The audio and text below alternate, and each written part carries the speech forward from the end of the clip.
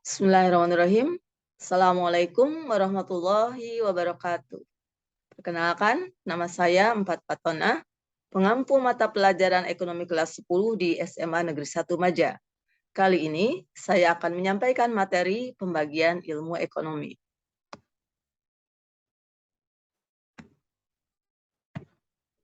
Menurut Alfred Stunior dan Douglas Sihag, ilmu ekonomi dibagi tiga, yaitu ilmu ekonomi deskriptif, teori ekonomi, dan ilmu ekonomi terapan.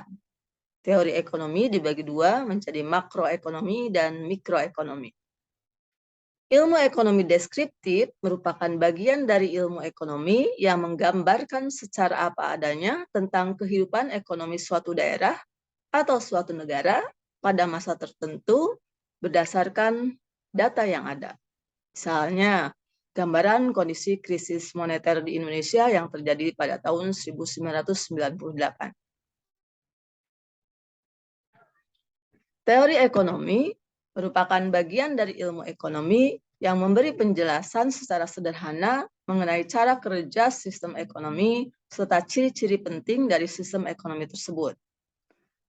Ekonomi teori dibagi dua menjadi makroekonomi dan mikroekonomi. Menurut kamu, apa bedanya makroekonomi dan mikroekonomi? Ya, dalam makroekonomi, kita akan mempelajari mekanisme kerja perekonomian secara keseluruhan sebagai suatu sistem. Hal yang diteliti meliputi pendapatan nasional, tingkat pertumbuhan ekonomi, tingkat pengangguran, inflasi dan deflasi, serta tingkat harga. Sedangkan dalam ekonomi mikro, kita akan mempelajari perilaku pelaku ekonomi individu maupun perusahaan dalam mengambil keputusan untuk mengalokasikan sumber daya yang terbatas. Misalnya, bagaimana sebuah perusahaan menentukan harga dari satu jenis barang tertentu. Sedangkan ilmu ekonomi terapan merupakan bagian dari ilmu ekonomi yang menggunakan hasil kajian teori ekonomi untuk merumuskan kebijakan-kebijakan atau pedoman yang tepat dalam mengatasi masalah ekonomi. Jadi, ilmu ekonomi terapan lebih bersifat praktis dengan menerapkan ilmu ekonomi pada bidang-bidang atau pada masalah-masalah tertentu.